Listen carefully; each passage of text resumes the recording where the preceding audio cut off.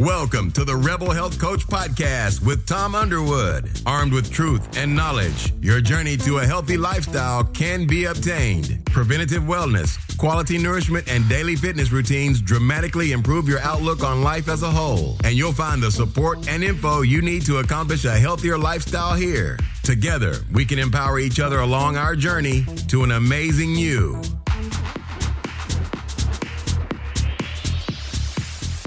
On episode 68 of the Rebel Health Coach, I have the honor of interviewing Erin Wathen.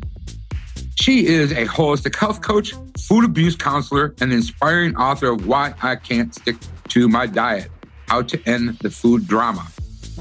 Her philosophy, simply put, is health isn't a number on the scale or how often we exercise, but our lives as a whole. Several years ago, Erin was not at peace with her body. Despite her wealth and knowledge of diet and exercise, she was always on a diet, yet never reached her goal weight. As a graduate of the Institute of Integrative Nutrition and a food addiction counselor, Erin was well-versed in the science behind health. As a certified spinning instructor, a yoga instructor, classic Pilates instructor, she understood the mechanics of health and fitness as well.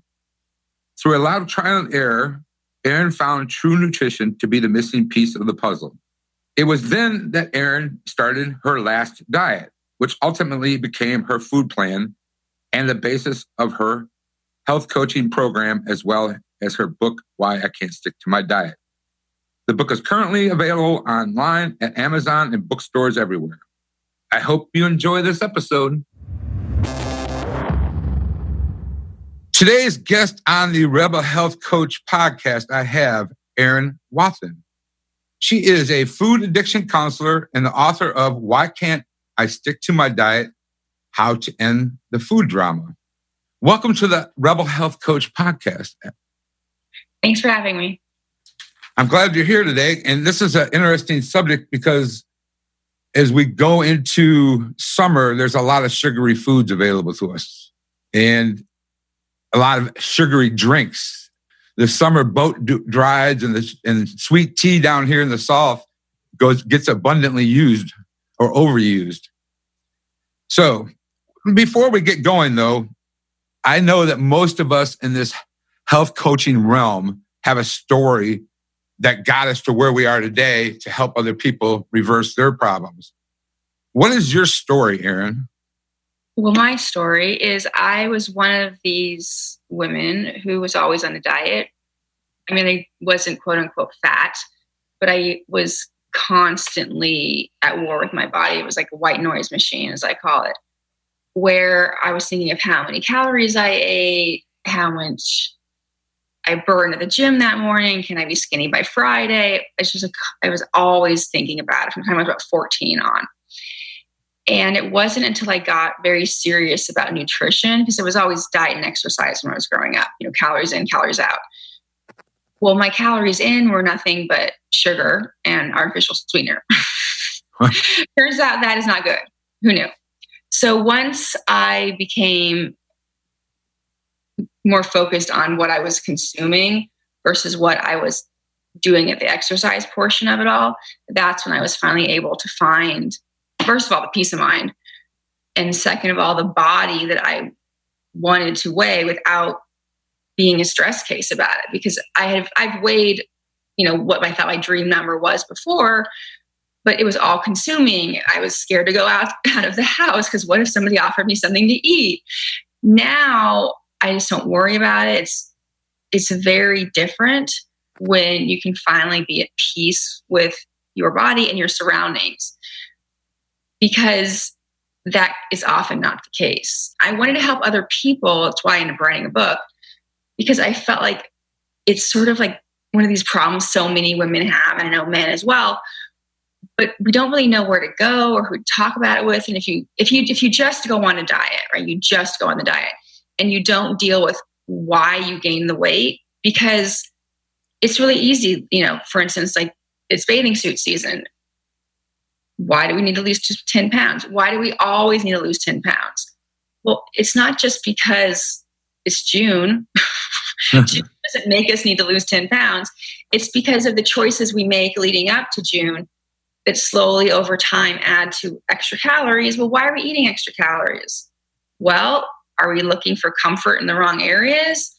Is it because we really need to change our job? It could be a lot of things, but it's so much easier just to go on a diet than to actually look at our lives and to clean up the food, because I had been drinking Diet Coke for decades. And I'll be honest with you, I still kind of have this little alarm in my body around 4:00 that says it's time for a Diet Coke. Wow. Because that's what I used to have. Like, my kids are crying, it's time to drive them around one. That was the last one I had. The last one I gave up, because I always have clients don't do this because it's worked for me, is I eliminate the ones I care about the least. And the last one to go was that 4 p.m. one, because it kind of got me through the rough part of my day. And I'll be doing something now and my head will hurt and I'll look up and it's like 4:04. I'm like, of course. So that's what got me into health coaching, was just a lifetime of dieting. Okay. And I like to say that diet's a 4-letter word, because I don't think the diet, we could diet all our lives. To your point, we go up and down, we got a roller coaster, and I've done the same thing. It's not till we make it a part of our life that it works. Absolutely. And, I used to just roll my eyes when people would tell me, once I stopped dieting, it all got better. And I'm like, what the heck are they talking about? That sounds bizarre. Like, no, really, what's a secret? Like, who do I have to pay? What are you really doing? Like, cut the crap. Like, what's the secret? Right. You can tell me. I can be trusted. And people would tell me, like, I just don't worry about it anymore. And I exercise, a couple times a week if I have time. So I was like, cut it out. Like, tell me the truth. And that's actually what the secret is. The secret is to stop trying to find the workaround and to eat when you're hungry, stop crossing emotions with food, and to just cut out the chemical reactions that food can give you. So for instance, like high fructose corn syrup, it causes a lot of crazy things in our bodies. There's no getting around it. And much like when you go to Vegas, you can't beat the house. There's no way to get around the chemical reaction certain foods have. So if you're pouring a bunch of simple syrup in your tea, your body's going to think this is a really great idea. You should keep doing this. But once you start, it's very hard to stop. And there's a very simple thing I say to people is the more sugar we consume, the more sugar we want. So if you think you can have a little bit of sweet tea on Monday, it's going to be a lot harder to have less sweet tea on Wednesday, because our body's like, that was fabulous. We liked that. Right. Your receptors are firing. Psychologically, you're like, oh, sweet tea's an option again. We thought you were crazy when you gave it up last year. Thank God you wised up. But if we just can stay away from it because we let our actual thinking part of our brain know that, like, it's a really bad idea, it just, for all the logical reasons. But there's that primal part of us that wants what we want, like the toddler. Exactly. I be honest with you, when I was preparing for this last night, I actually was going through everything and putting it all together. I have this habit, or it's like a reward type system for me. Like once a month, one Sunday a month, I allow myself a pint of Chunky Monkey. And yesterday was the last Sunday of the month. Yep. So I went and got my pint of Chunky Monkey as I was reading your book on the patio. I'm like, wait a minute, this is because that's nothing but a sugar-filled monstrosity of garbage, Yeah, interesting that my book made you want to go eat sugar. Yeah. So, one part in chapter 2, I really like the analogy of that old commercial that was, I don't even know how old it was, but the brain on drugs. This is your brain on drugs, with the egg breaking in the... Yeah, the egg, yeah. Yeah.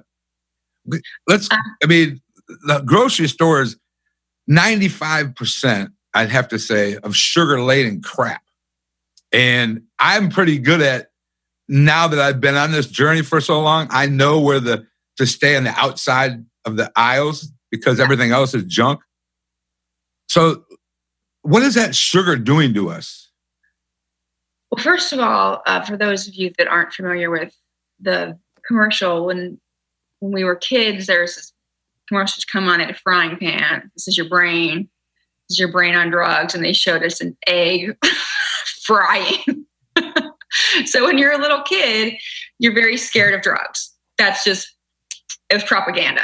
Right. So that's a very good analogy for when we're on a bunch of sugar. Because when I used to drink a bunch of Diet Coke, and just for those who don't understand that the problem with diet drinks is the reason it tastes sweet is because it confuses our brain enough to think it's sugar, but the brain gets angry because it doesn't actually get the sugar. So there's a lot of studies that people that consume artificial sweetener end up consuming more sugar than those that actually just have an actual fully loaded Coke.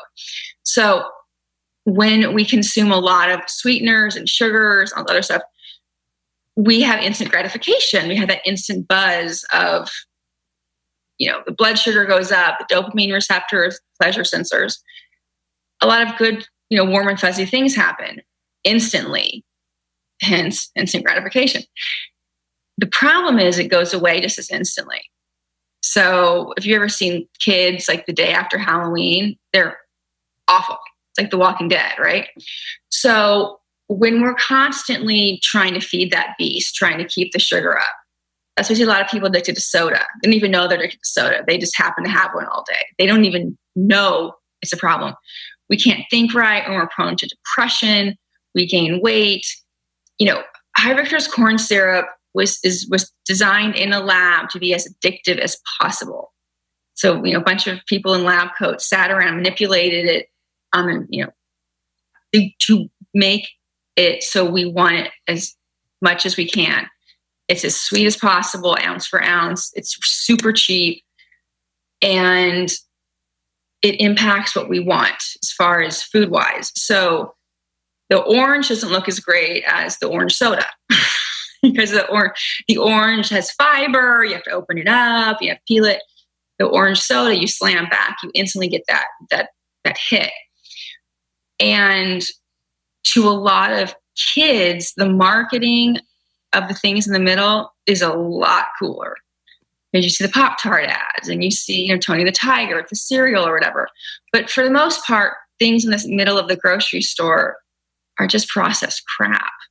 Right. It is. And something I learned, I think, when I was in my food addiction counseling, is that Oreos were created to be as addictive and as edible as possible. Think an Oreo. The size, the texture, the fat, sugar ratio. It's smooth, it's crunchy enough. And that is all by design. So a lot of the food in those aisles is all by design. And if we try to get away from those food to food our body actually can process, like actual blueberries or actual piece of meat, or if you can process, dairy or not, our body was set up to handle blueberries, not Oreos. And Oreos make us want to eat more Oreos. Right. They do. It does. It's like Girl Scout cookies when they come around once a year. Minutes. They're crazy. I open a pack and I take one. It's like the next thing I know, I'm halfway through the box. I don't even buy them anymore. I buy them and send them to the soldiers. Me too. Yeah. I used to have a babysitter who was like the Cheery Scout or Daisy Scout. I used to buy cases of Thin Mints, keep them in my basement. Just, I was being nice, right? Right. The lies we tell ourselves. So we had Thin Mints year round in my house. For my kids are like, remember the good old days, but when your mom used to eat sugar, and one sleeve was a serving, and and the way they package them is pretty much the same way.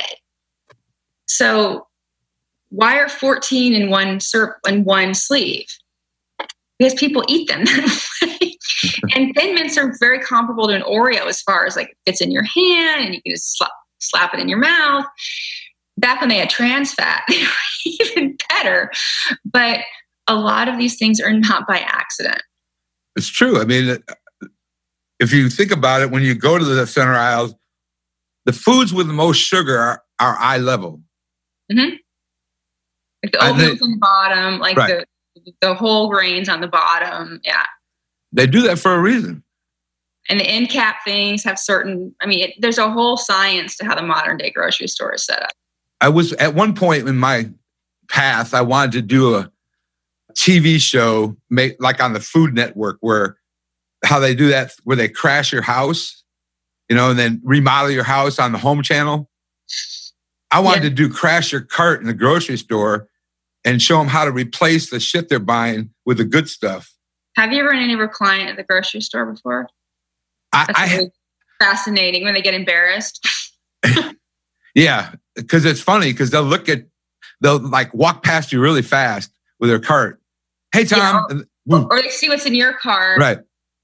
And that happened to me one time, but I was getting my kids Easter candy. Oh, shoot. And my client was like, really? I'm like, I never said I make everyone else in my life. I don't have this around year round, but they were just like all like judgy and stuff.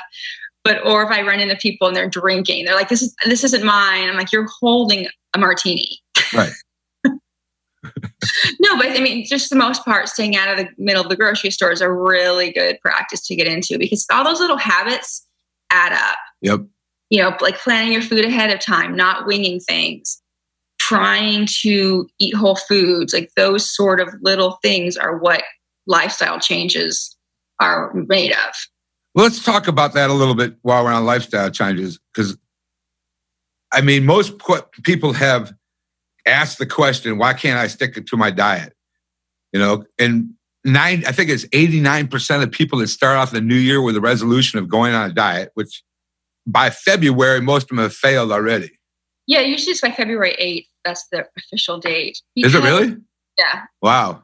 Because they go on a diet in the first place, because you go on a diet and then you go off of it. It's like a merry-go-round, right? Right. I'm only going to go on it until I lose 10 pounds. I'm going to go on it until the wedding, the reunion, till my pants fit, whatever. Instead of, I'm going to clean up my food and not be addicted to Pepsi, right? That's much more tangible and doable, and it's not something with an end date. So if you decided you were going to clean up your food, meaning you're not going to eat processed stuff anymore, you're going to try and eat 3 meals a day, that sort of thing doesn't have an expiration date. So it's a lot different of a mindset than I'm just going to starve myself until this, determined date. Because a lot of us diet as like a pastime almost. We're always dieting or eating, so we need to go on a diet or about to go on a diet or cheating on our diet. And it just becomes a way of life. And then we beat ourselves up because we're gaining weight or whatever it is. And we never really get to the real issue of why are we gaining weight in the first place? Right. You don't really gain 15 pounds during the holidays unless you are severely eating like a crazy person. Odds are you gain 15 pounds over the year by a succession of small but bad choices over and over and over again. And those are usually because something in your life isn't working. But it's easier just to go on a diet in January than to address what isn't working. Because what isn't working could be a huge problem, such as you need to change jobs, for instance. That's a big fat pain to change a job. So instead, let's just lose weight. I want to dive into some things that I think about when we go into sugars. Okay. Let's talk about hidden sugars, because there's a lot of things in life that we don't realize actually have sugar in them, and there's actually loaded with sugar. So what are some of the hidden sugars, and where and what are they? Well, first of all, just to talk about the grocery store, anything in the middle, odds are, has hidden sugar in it. You're not going to find a lot of hidden sugar in a steak. Right. You're just not. So the thing that I know a lot of people don't realize is like crackers, bread. Oftentimes there's hidden sugar in juice. I went to a convention once with a bunch of processed food, the big one, like big food, where they were talking about adding high fructose corn syrup to juice. Yeah, I mean, juice is sweet enough. They add sugar to juice. Right. You know, like I said, bread, crackers, a lot of other things like condiments are always a real easy one to sneak stuff in. Ketchup is notorious. Spaghetti sauce.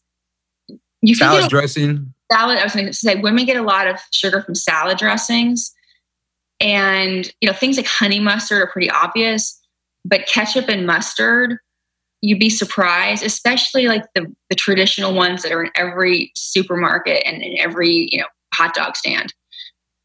That taste we've always gone for has a little bit of sugar in it, because if you actually have, you know, organic sugar-free ketchup, it kind of tastes like tomato paste. You will get used to it over time. You will not die from the lack of Heinz ketchup. I promise you. You might be mad at me. You might be irritated. You will live through it. But all those added sugars create a need in your body for sugar. And over time, it just creates a bigger need and a bigger need, because we develop a threshold like any other drug. And what used to be enough isn't anymore. So now we need more sugar. So you might find that the Mocha Grande, now you need whatever the heck is the next level at Starbucks. I get confused with them. So over time, a lot of us find we're getting the bigger soda. And that's why you see kids getting the bigger soda. But as far as added sugars, the condiments are always a really easy one to find out. And also, I remember my grandmother, she's from the South, she used to add sugar to fruit salad and to breakfast cereal. Oh my goodness. I mean, I don't know. Like I was like, okay, this is fabulous. But that's how a lot of people were raised. Like, let's add sugar to everything. You know, and it's like a sweet tea is notorious for it. But there's a lot of things in it. And, you know, being very aware of what you're consuming is such a mind-blowing thing to do. Like, if I ever have a client who's at a plateau, I always have them only eat at home, look at every single label, and weigh and measure, and their plateau goes away in a week. Because if you're weighing and measuring everything you're eating, looking at every label, it is really difficult to not be aware of what's going in your body. Right. It might be boring. I'm not saying. Right. But, you know, maybe you should find excitement in other areas of your life than food. But if you're using, you know, balsamic vinegar and oil for your salad dressing, there's no sugar there. And one thing that comes to mind that people don't often think of is potato chips. Yeah. Anything processed, like sour cream and onion potato chips, like anything, like if you think of big food, like, you know, PepsiCo or Lay's, any of those big companies, they put high in everything. And I think last time I looked, there was like 75 different commercial names for sugar in labels, because they're always like tweaking it a little bit to make it more effective. And also they know that some people are very aware of it. So they're always kind of keeping us guessing. But the more ingredients there are in something, odds are there's sugar in it. And another thing that came to my mind as you were talking is about juices, because I know some of the old school people, like my uncle, and they like, when we go to breakfast, they always have that glass of orange juice. And orange juice is loaded with sugar. Yeah. So you start off you have a healthy breakfast, but then you add that orange juice to it, just throws the whole system off. Yeah, no, I mean, orange juice is a really good example. That in smoothies of things we think are really great ideas, but first thing in the morning, it will spike your blood sugar and then it will crash. And the odds are there isn't a lot of pulp in your uncle's juice. So there isn't really anything to slow down the blood sugar consumption. And even if your uncle had, you know, bacon and eggs or whatever, that's still going to rise. His blood sugar will rise and then inevitably will fall, and his head will start to hurt. And he'll be faced with a decision of like, do I have more sugar? What do I do? Am I just a jerk? Like, what am I going to do about this? But I definitely stay away from all juices, and even smoothies from the Jamba Juices and the Smoothie Kings, because they will spike your blood sugar. And yes, it's fruit, but we don't need 8 servings of fruit at one time, 7 of which are from citrus. And a lot of us grow up with this idea that fruit is just wonderful and we can eat it all day and it doesn't matter. Well, fruit is great if you know anything about which fruits we should be eating, how to eat fruit. And if you can eat it in the earlier part of your day, because at night it'll make you want to start snacking. So grapefruits, berries, that kind of thing in the morning, but make sure you eat it with protein and fat. But the orange juice and first thing has never been my scene. And now for a little general housekeeping. If you are enjoying this episode, I'd greatly appreciate it if you would go to whatever app you are listening to this on and rate and review the show and share it with your friends. Thank you very much. Now, if you've been listening to my episodes for the last couple of years, you'll know that I key on gut health quite frequently in my episodes because honestly, gut health is king. And pretty much all disease begins in the gut, as Hippocrates said back in 420 BC. So that's a reason I key on gut health quite frequently, because if you're trying to do something simple as just lose weight, your gut health is key. So I have been developing a gut health cheat sheet over the last few months for you to download. And you can obtain this gut health cheat sheet by texting the word gut health, 2 words, gut health, to 773-770-4377. Again, gut health to 773-770-4377. Thank you, and I hope you continue to enjoy this episode and make it a great day. Let's go into fruit for a minute, because I personally learned early on that bananas have a lot of sugar. They do. I mean, you could caramelize a banana. Yeah. And I was on it when I was going through my diet phases, and I would I would eat a whole banana or put a banana in a shake. And I was like, how come I'm not losing weight? And as soon as I removed that banana. Yeah. Boom. When we think about it, you give bananas to babies and they like double in size for like a year. No, bananas, carrots, potatoes, they're all sort of these, vegetables and fruit that if I see them on someone's food journal, I'm like, let's just lay off of these for a month, and the weight loss jump start again. Because some of us are very sensitive to sugar more than others.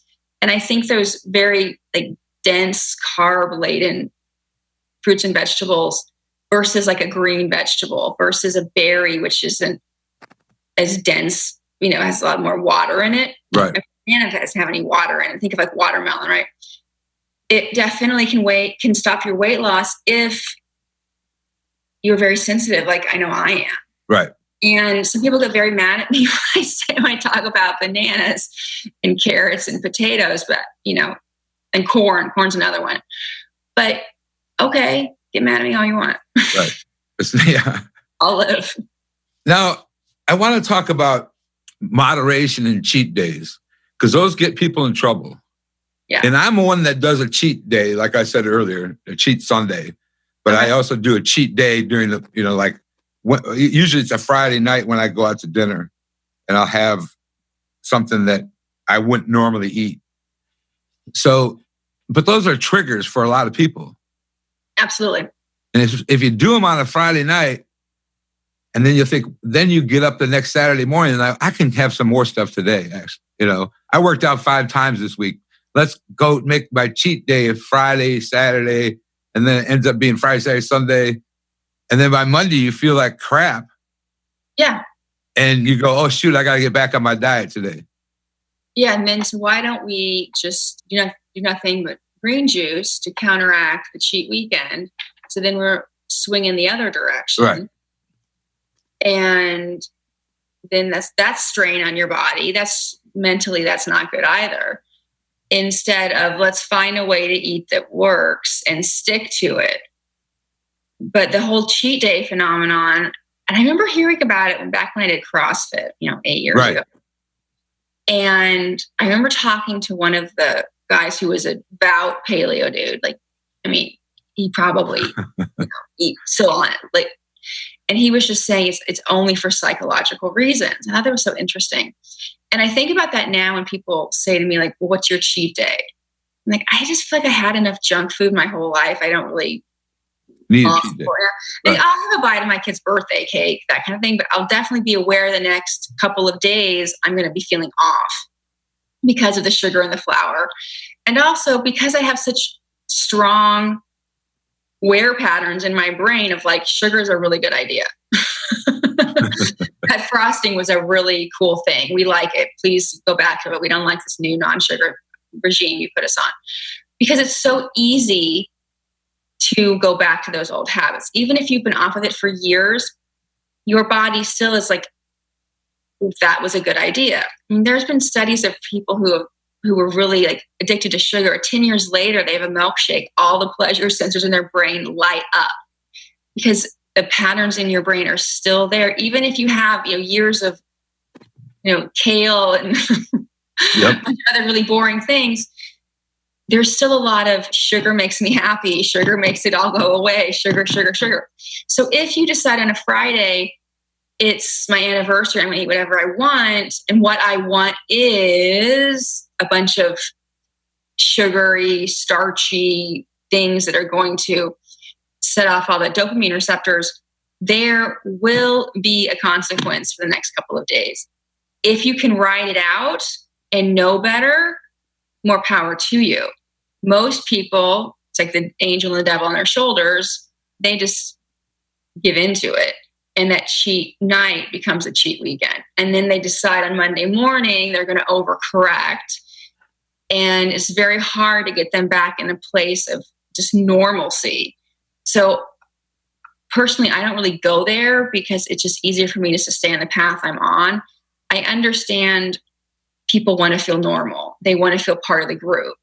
They want to not feel like they can't be part of a celebration. But as we go into the summer, what I really want to ask people is, are you celebrating with food versus your life? Because is it still the 4th of July if you don't have a piece of that weird Jell-O cake your aunt makes? Yes, it is still the 4th of July. You don't even like that cake, right? It's still the 4th of July because there's fireworks, there's a little parade, everyone's wearing those little tacky shirts everyone likes to wear on the 4th of July. It's still the 4th of July if you don't eat the weird cake. So if we can just really be aware of how often we're celebrating with food, it makes it a lot easier to not eat the weird cake and also to not resent that we aren't eating the weird cake. Because oftentimes people be like, I didn't eat it. See? Well, you're partially on point, but you need to not be angry about not eating it. Because if you choose, I don't like how I feel after I eat that because it makes my head hurt, it makes me want to eat more sugar, blah, blah, blah. That's different than not eating it to prove a point. So the more we can get away from celebrating our lives with food and lean towards getting our joy from people and experiences, the better.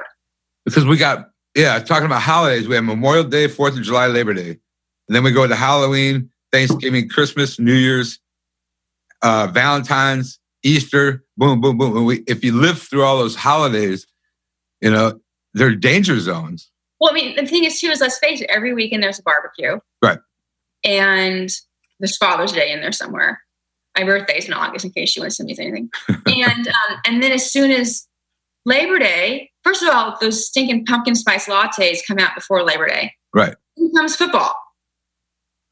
So there's always something to celebrate with food. And then after Christmas, there's still football. Right. So there's always something. There's always something. It's like there's always a stinking sport on. There's always food to celebrate with. So we have to get used to that's just how life is for us. In the way some people have really busy social lives and they have to adapt to going to fancy parties all the time. Other people have kids who are on travel teams and they have to adapt to other circumstances. It all depends on your life. And if you're waiting for life to slow down, or you're waiting, not going to happen. Or if you're waiting for them to stop making Chunky Monkey ice cream, not going to happen. The only thing you have control over is how you behave. You get in the car and go eat Chunky Monkey ice cream, that's on you. But being aware of, my body doesn't feel right 5 minutes after the ice cream's done. And knowing, I don't really like how I feel better, I feel ... But you're only going to get that if you're aware of the connection. So if you're aware that you feel lethargic after ice cream, or you feel kind of a little bit bummed out or whatever it is, that's the first step to stopping emotional eating, is seeing the connection between food and your feelings. Right. Yeah, you're right. One part of your book, I want to go into this before we wrap up. I have a couple things, but in the book, you give the 4 basic guidelines. Do you mind walking through those guidelines a little bit? Just touch base on them. Yeah, sure. One we already went over was the grocery store thing. Right, the grocery store. Know what you're going to eat the night before. Because if we just assume everything's going to be fine, that we're going to have, the magical food fairy is going to come home when we're at work and just have stuff, it's not going to happen. Because we're going to come home late, end up eating a box of Wheat Thins while we're arguing with our husband over what's for dinner. So if you can just walk through your day mentally and think, okay, I'm going to eat this for breakfast. I'm at the office. I always order from this place. And for dinner, okay, do I have chicken? Or just figure it out the night before. It doesn't have to be interesting. It doesn't have to be creative. It just needs to be decided when you're not starving. So getting rid of those decisions that involve us standing in front of the refrigerator, eating the box of Wheat Thins, the better. Because 99% of the time, winging it does not work. Same thing goes for when we go to parties. I oftentimes will eat ahead of time because no one ever has what we need. They just don't. And if they do, it's weird. And also, I'd rather go and feel good and know that the hors d'oeuvres have been out for 3 hours and they haven't even turned on the grill and I'm starving, and versus I'll just talk to people. So it kind of eliminates the whole need to eat. All right. So we have the grocery store, we have planning your food. We have every time you eat, be sure to have protein, fat, a low glycemic carb, and fiber. So for example, let's say in the morning, you're going to have an egg, which is protein and fat. But then you still need to have fiber and a low glycemic carb. You could have avocado, you could have some berries, you could have a lot of things. But the key is low glycemic carb. People always think carbs, potatoes, carbs, bread. You still need carbs, absolutely. But there's a huge difference to our body when we have spinach over when we have hash browns. So being aware of nutrition is very important. It is important. And then with all of these things, just be very aware of not eating more than 3 times a day, because it's so easy to snack constantly. And sometimes I even eat 2 meals a day because intermittent fasting works really well for me in the summer. I never thought I would be able to do it. I thought it was some weird fad. I usually always try to experiment with the fads just so I can speak to them. But I used to eat from I'd have my 4:00 Diet Coke, and then I would eat the rest of the evening with my, I'm having dinner while my husband's coming home. I'm eating. I was eating for 6 hours. If we can stick to having meal times, and then after we eat lunch, we're done until dinner. If not, it is so easy just to graze all the time, especially if you work from home. I mean, I work from home and I don't have any food in my office on purpose. But so having just defined meal times, having the main 4 things when you eat, the grocery stores, and then eliminating the winging it. those 4 things pretty much cover almost everything you're going to encounter with food, because I wanted to keep it simple. I don't like tons of rules, and I also don't like things you can't implement without spending tons of money, because I'd read all those books written by celebrities where they wanted you to spend a fortune. I'm not asking you to spend a fortune. Just go to a regular store. Right. I've also been able to stick to this traveling. I've also been able to stick to this going to very fancy places, and also able to stick to this going to amusement parks with my kids. So if you're willing to have an open mind, you can definitely stick to eating properly, but just be aware it might be boring, but you will live. Yes, you will. And it's not that boring, really. I don't, One of the things that I hear a lot that makes me crazy is I don't want to deprive myself. So, and I always say, so you'd rather have cheesecake than feel your best, because that's not depriving yourself. Right. You'd rather have cheesecake than not come up with some sort of a disease. Like, I don't understand. People don't think of all these little decisions. They add up over time. Exactly. And even if you're in your 30s or 40s, you don't realize that, a lifetime of having too much sugar can be as detrimental to your health as a lifetime of being overweight. So let's just lay off of those foods and get more towards a healthy way of living. There was an article I was reading the other day about millennials are going to be the unhealthiest generation. That's depressing. Isn't it? But they're saying that their unhealthiness will start at like an age 28. No, I believe it. I have a millennial brother who just says, Alexa, order my huge, and Domino's will come. I mean, at least you and I had to get up and dial for Domino's. Yeah, well, look at that. What was that? Starbucks had that unicorn drink. The unicorn frappuccino. Yes. Oh.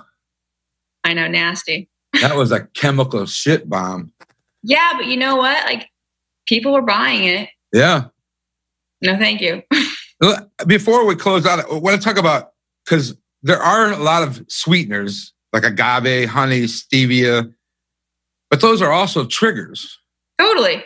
For more sugar. Yep. People don't like it, but I'm not a big fan of swaps. Like, for instance, I took grandma's apple crisp recipe and I swapped out sugar and I added agave. And instead of using whole wheat flour, I added almond flour. That's better, right? Like, well, first of all, it's going to taste nothing like what your grandmother made. Second of all, it's kind of missing the point. Why don't you go find a new way to cook apples? Okay. So I feel like oftentimes people love workarounds. Right. Love them. I remember eating entire boxes of snack walls because they were fat-free. Well, I wasn't very fat-free at the time, but all those sweeteners, your body might react better to agave than simple syrup because it's got a little fiber. It's not as processed. You might feel better about it because it came from Whole Foods. I don't know. But it's still going to jack your blood sugar. You're still going to be craving more sugar, and you're still going to have the crash. That's just how it is. I was having a talk with my niece a couple years back about fruits. And she goes, well, that's a different kind of sugar. It still triggers your brain. It's close enough. I mean, it is a different type of sugar than, say, like, table sugar, the white stuff. Because the white stuff is so ready to be consumed. It's broken down. Your body, you get that buzz right away versus, an orange, right? But at the end of the day, your blood sugar is still spiked. So it'd be better if you ate less fruit. And if you did eat fruit, you ate it in the morning and you ate it as part of a meal, and on and on and on. So don't be afraid of fruit. Just understand it enough and figure out when you're going to eat it. Okay. All right. Before we close out, what would be one takeaway for you to leave the listeners with? I would recommend that everyone really be aware of how often they're celebrating with food this summer, and just have a little awareness of, would I still be having fun if I wasn't eating the cake or drinking the tea? Because building that awareness up over time does make a huge difference. And I'm not saying you can't have the whatever. I'm not doing that at all. But the more aware we become, the less likely we are to just numb out during the event. So just ask yourself, would I still be having fun if I didn't have the cake or the beer or the frosé or whatever it is? And odds are you still would be having fun. You just think you need it. A lot of these things are just lies we tell ourselves. Right. Or everyone else tells us. Like, you got to have the blah, blah, blah, blah if it's Christmas. It's still Christmas if you don't have grandma's cheese ball. It's still Christmas. But we're so convinced that, celebrating and food are one and the same, and actually they're not. So just think about that. Okay, one question I ask all my guests, and has nothing to do with food or diets or our bodies. Well, it does have something to do with our bodies, but what is one album or artist that you would listen to if you had 20 minutes to an hour to chill? Well, I taught spin for 12 years. Okay. So I'm much more musically inclined than the average person. I kick butt when it comes to name that tune. So start with that. I would probably say Fleetwood Mac, Rumors. Oh, nice. Classic. And also knowing the backstory that they were hating each other and everybody was fighting kind of makes it more interesting. I'd probably say that just because it's raining outside right now. Okay. So, all right. You got big plans for the summer? My kids are going to sleepaway camp, so maybe I'll be like a regular person for a couple weeks. All right. Thank you so much for joining me, and I appreciate you coming on my show. Of course. Thanks for having me. And where can people find you? That's the other question. I am at Erin Wathen Wellness, just like it sounds. Okay, Erin Wathen Wellness, and I'll put that in the show notes. Thank you. Thank you for joining in today with the Rebel Health Coach, Tom Underwood. And be sure to subscribe to the show so you can catch all the episodes. With desire and commitment, you can implement a lifestyle of wellness and fitness. For the support, encouragement, and tools you need to be successful, visit tomunderwood.net.